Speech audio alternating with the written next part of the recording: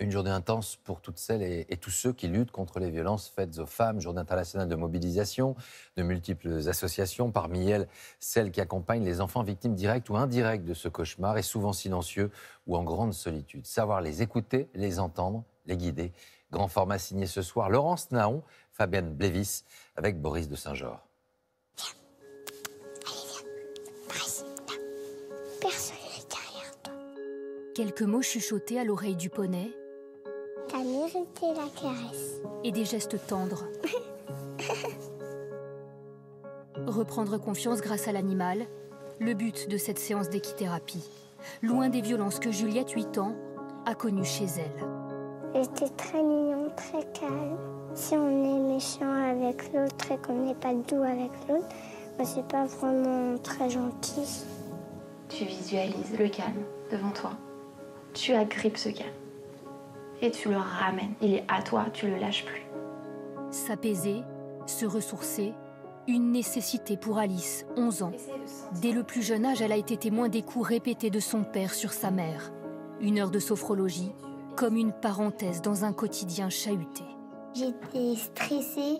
C'est comme si j'avais une boule dans le ventre et dans le dos qui me faisait mal. Et quand j'ai fait la sophrologie, je me sentais mieux. Tous les 15 jours, Alice se rend à l'association Women's Safe. C'est ici qu'elle est prise en charge. Merci. En plus de la sophrologie, elle a fréquemment rendez-vous avec sa psychologue. Comment ça se passe à la maison en ce moment?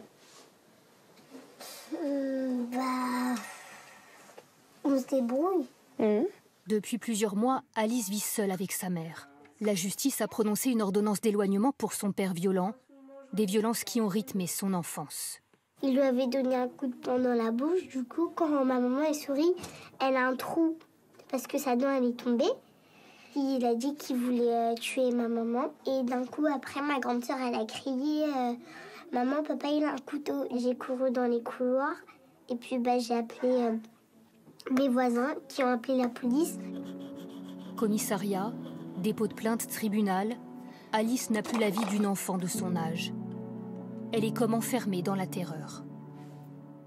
Je pleurais, j'ai eu des crises d'angoisse. Je parlais plus, j'avais une mauvaise note. Je voulais tout simplement tout arrêter.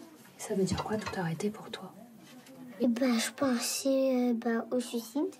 Je le dis comme ça, désolée, mais je pensais juste à mettre fin à mes jours. Comme ça, j'aurais plus rien, je serais mieux là où je serais.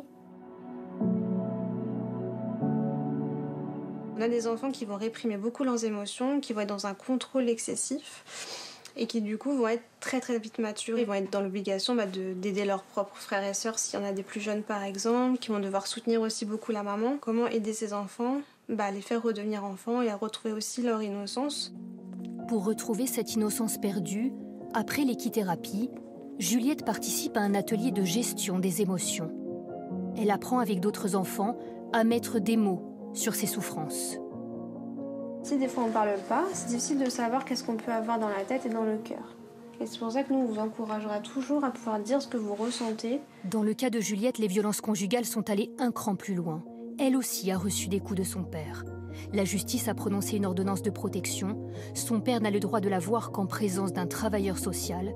À demi-mot, elle nous confie ce qu'elle a vécu. Des fois, on me tape, on me tire les cheveux, on me dit de pas pleurer. Quand tu dis « on me tape », tu peux nous dire qui? Non. Après quelques heures passées ensemble, la confiance s'est installée. Juliette accepte enfin de se livrer. Qu'est-ce que tu espères? Que papa soit pas violent. C'est ça ton rêve? Oui. Chaque jour, l'équipe de Women's Safe se retrouve pour définir le suivi personnalisé de chaque enfant. Il y a beaucoup de cauchemars en ce moment, des cauchemars assez violents. Au départ, l'association accompagnait uniquement les femmes, mais très vite, elle s'est rendue compte de l'urgence de prendre en charge les enfants pour briser la spirale de la violence. Une majorité de femmes victimes avaient été elles-mêmes victimes dans l'enfance. Donc si on part de ce constat-là, on ne peut que aller dans ce sens-là pour prendre en charge les enfants et se dire que si on les prend en charge aujourd'hui, finalement c'est le seul moyen pour qu'il n'y ait pas de reproduction soit de violences sur eux ou qu'eux puissent perpétrer ces violences quand ils seront adultes. Malgré le soutien de l'association, Alice, comme tous les enfants, fait face à des interrogations douloureuses concernant son père. Je sais pas si je dois l'aimer, si je dois pas l'aimer. Enfin, je dois faire quoi? C'est une question compliquée pour moi. Comme Alice et Juliette, 50 enfants sont accompagnés par Women Safe sur le chemin de la reconstruction et de la résilience.